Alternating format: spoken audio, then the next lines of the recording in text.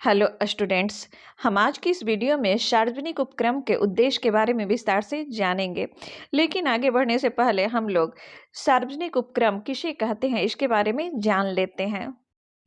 सार्वजनिक उपक्रम को राजकीय उपक्रम, सार्वजनिक क्षेत्र के उपक्रम, राष्ट्रीयकृत उपक्रम, सरकारी उद्यम, सार्वजनिक उद्यम आदि नामों से भी जानते हैं। सार्वजनिक उपक्रम से तात्पर्य ऐसे औद्योगिक एवं व्यावसायिक उपक्रमों से है जिसकी स्थापना में 100% पूंजी सरकार द्वारा लगाई जाती है अथवा सरकार द्वारा किसी कंपनी या औद्योगिक इकाइयों में कुल पूंजी का कम से कम 51% भाग अवश्य लगाया गया हो तो ऐसे उपक्रम या कंपनियां सार्वजनिक उपक्रम या सरकारी उपक्रम कहलाता है।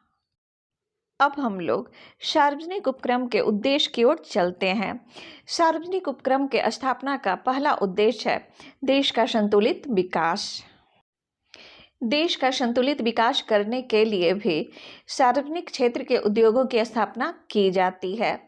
सार्वजनिक उपक्रम प्रायः उन क्षेत्रों में स्थापित किए जाते हैं जो प्रायः पिछड़े होते हैं। इस प्रकार देश का संतुलित विकास होता है। सार्वजनिक उपक्रमों की स्थापना का दूसरा प्रमुख उद्देश्य है आधारभूत सेवाएं प्रदान करना।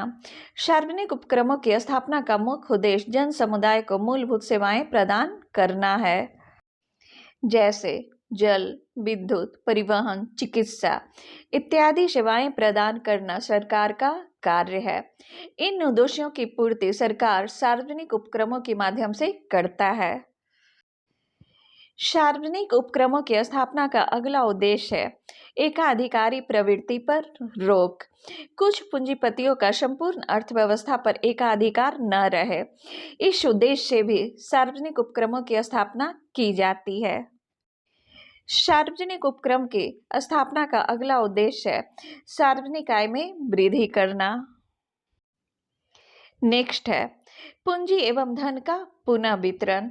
समाजवादी समाज की स्थापना के लिए और अधिकतम राष्ट्रीय कल्याण के लिए धन के पुनः वितरण के लिए भी सार्वजनिक उपक्रमों की स्थापना की जाती है। सार्वजनिक उपक्रम के स्थापना का अगला उद्देश्य है अत्यधिक विनियोग।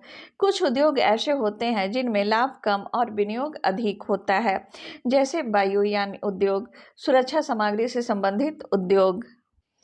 ऐसे उद्योगों में निवेशक बहुत कम होते हैं, अतः राष्ट्रीय हित को ध्यान में रखते हुए सरकार को इन उद्योगों को सार्वजनिक क्षेत्र में स्थापित करना पड़ता है। सार्वजनिक उद्योग की स्थापना का अगला उद्देश्य है तीव्र आर्थिक विकास। देश में तीव्र गति से औद्योगिक विकास करने के लिए भी सरकार द्वारा सार्वजनिक उपक्रम की स्थापना किया जाता है। नेक्स्ट है रोजगार अवसरों में वृद्धि। बेरोजगारी की समस्या के समाधान के लिए भी सार्वजनिक क्षेत्र में उद्योगों या सार्वजनिक उपक्रमों की स्थापना की जाती है।